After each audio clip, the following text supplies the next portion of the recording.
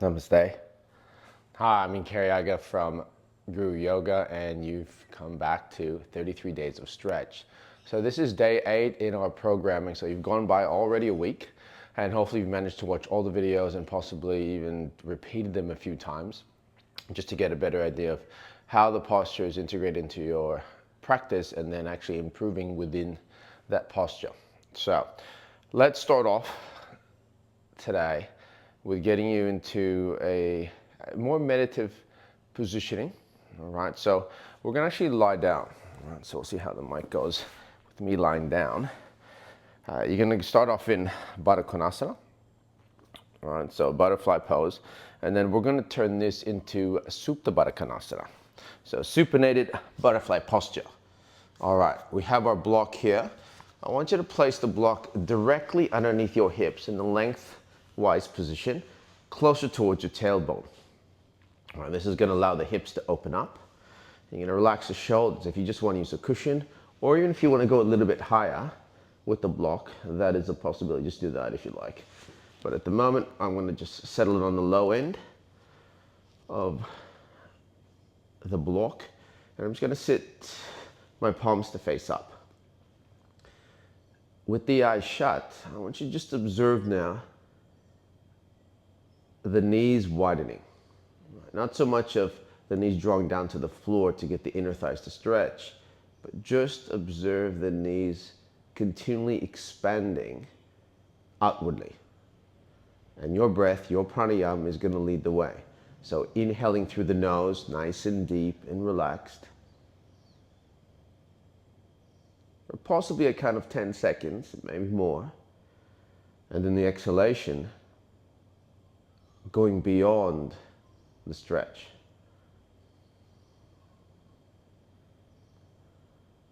So when it comes back down to how the body responds to what we're thinking, what we're feeling, how we're emoting, it has a lot to do with what we think we're lacking of, or lacking, or in need of.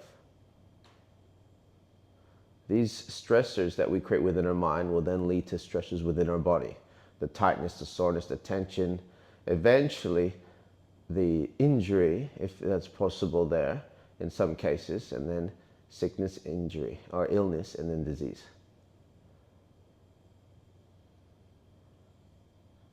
So this is a way to alleviate and even just reverse that effect. And that it's here, this yoga is more about spiritual maturity to get you to where you want to go, to expand, to prosper, rather than thinking that it's something about material lack.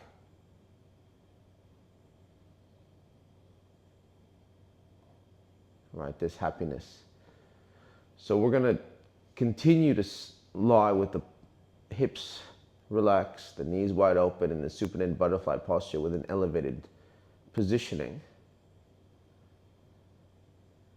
And then from that central point of your hips, I want you to completely start to expand, almost like you're rippling out whatever angst may be occurring or has occurred as of late. And you're breathing through it.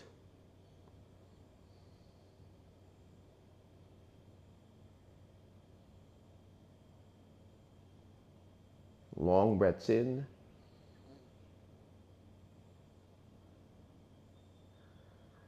And then even longer breaths out. And then just observe like what you think or what you feel or what you emote, how that affects not just the mind, but then the connection that it has to the body. So we do these postures, these geometries, these shapes to possibly bring them up, whatever they may be, because we store a lot of those thoughts, a lot of those emotions within the physical body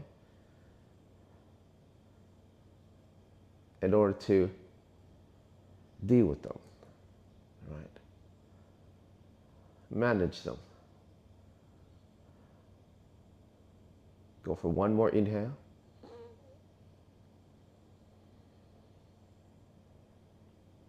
And then really sink into the hips on that exhalation.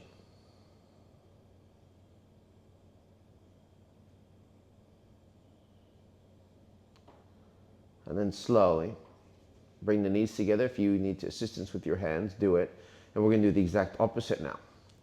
So we're going to take the feet wide off the mat to the edges, possibly on a rug or the floor. And then you're going to bring the knees together. The key here is to try to get to a 90-degree angle with the feet, the knees, and the hip. Right? They don't necessarily need to touch. If they're touching first or they're a little bit higher, that's fine. You're going to work your way to just relaxing them. So gravity will take them down. You just got to slightly bring them together. And it's again, breathing through. So with this area of the body, which is Svadhisthana, the sacral chakra, we relate the second level of consciousness from Muladhara being unconscious mind, Svadhisthana to being subconscious mind. So whatever is stored subconsciously, in many ways we store that same energy in the hip region. And sometimes it becomes a type of complexity that the hips are always tight based on what we're thinking all the time, whether we're trying to redeem the past or trying to anticipate the future, and never really giving the present, which we're always in anyways, a fair chance.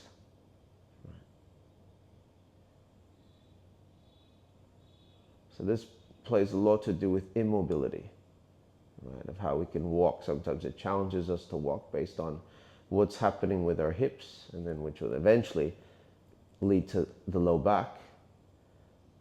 Almost like we want to walk forward, but yet something is hindering us from moving in that direction, or sideways or backwards, whatever it is, due to the fact that whatever is playing in our minds, which again is just a tool, just a resource that we can manage,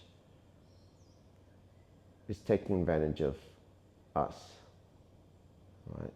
Instead of maintaining or being advantageous towards your intelligence is taking advantage of you. So continue to breathe. Long inhales, even feel like they're lengthening the spine here.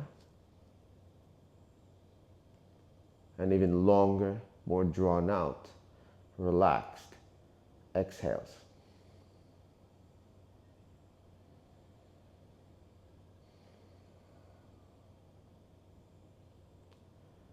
Big breath in.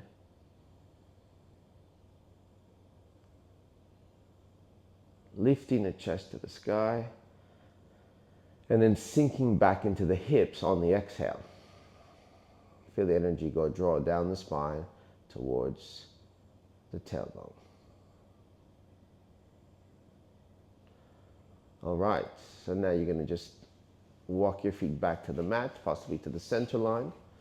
You're going to lift the heels, use your core, Mula Bandha, Uddiyana Bandha, to engage, to support you here, landing softly with the low back, and we're just going to turn the knees to your left, ensuring that you're stacking one shoulder on top of the other. You can use the offhand, which will be your left in this case, to press the knee down, and then the right hand, which is the opposite, just at the top of the hip, and it feels like you're pushing the hands away from the shoulders. So the twisting is going to occur slightly, but it's more of lengthening the spine. Opening up the chest to the ceiling. Inhale. And really relaxing into this exhalation. It's very challenging for some to just relax in this twist. But this is like a rinse, right? Whether the rinse you would consider physical, metaphysical, or even mental and emotional. So we're going to switch sides, stacking one hip on top of the other, knees connected. If you want to extend the leg, that's an opportunity too to do that. All right.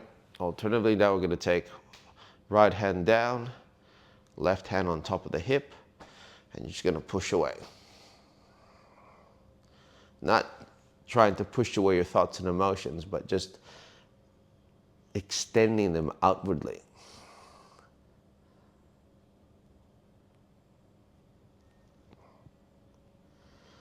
Beautiful. All right, coming back, knees to chest, little circles,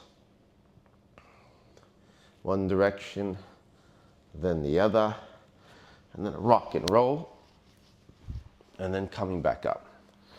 All right, so you can sit back on your block, come back to your half lotus in this instance that I'm doing, or just crossing your legs, or if you want to go full lotus, go there. The palms are going to face up. And then from here, normally, you usually meditate for another 5-10 minutes, right? Or 6 to 9 minutes. You can do it that way.